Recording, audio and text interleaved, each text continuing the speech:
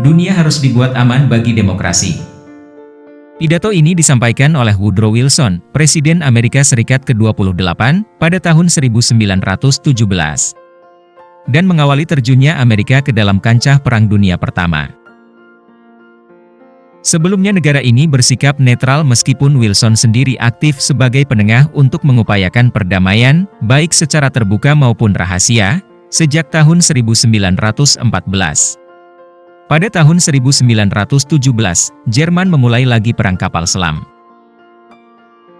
Sebagai hasil dari opini publik dan tekanan peristiwa-peristiwa di dunia, Wilson meminta Kongres Amerika Serikat untuk menyatakan perang terhadap Jerman. Kongres memenuhi permintaan itu dengan suara mayoritas. Sebelum kita lanjut, tekan tombol like, subscribe, dan tanda lonceng, supaya dapat notifikasi dari kami setiap kali kami mengupload video terbaru. Di-share juga ke teman-teman kalian jika video ini bermanfaat.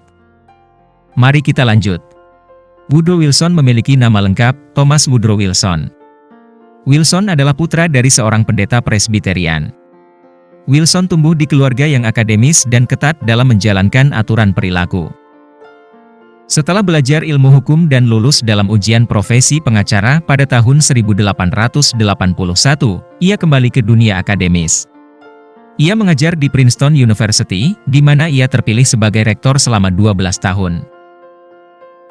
Ia kemudian terjun ke dunia politik sebagai tokoh Partai Demokrat sampai akhirnya terpilih sebagai Presiden Amerika Serikat pada tahun 1913.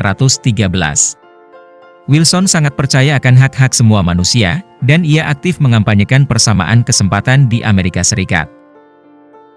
Selama masa pemerintahannya, Wilson berusaha menjaga hubungan damai dengan negara-negara lain dengan menghindari penggunaan ancaman atau kekuatan.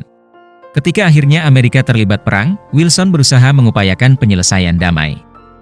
Pada tahun 1918, ia menyusun rencana perdamaian 14 butir, yang terkenal dengan sebutan Wilson's 14 Point, yang membawa pihak sekutu dan Jerman ke meja perundingan pada akhir tahun 1918. Wilson mengetuai delegasi Amerika Serikat dalam konferensi perdamaian Versailles, Prancis, di mana ia disambut sebagai pahlawan. Idenya tentang pembentukan Liga Bangsa-Bangsa atau League of Nations diterima dalam konferensi sebagai bagian dari Fakta Penyelesaian Perang.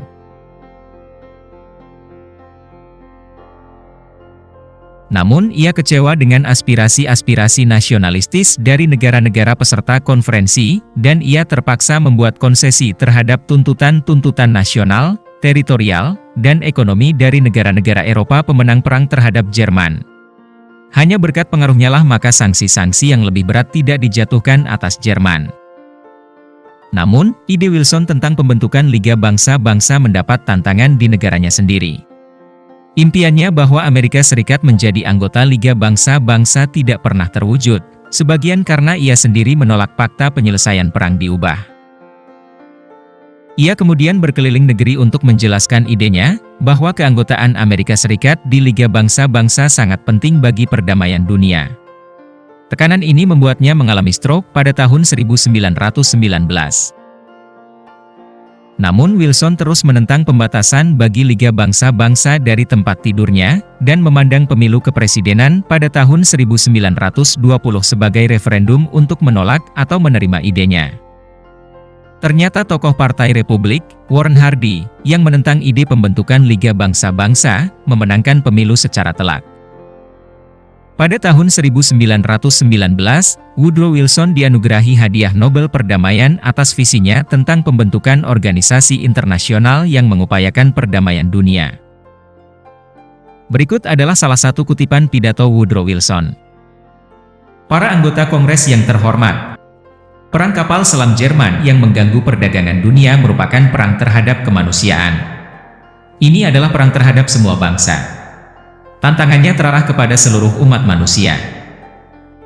Demikianlah perjalanan dan kisah Woodrow Wilson, Presiden Amerika Serikat ke-28, yang memiliki ide membentuk Liga Bangsa-Bangsa. Semoga paradigma kalian tentang penggagas pidato terhebat dunia semakin bertambah.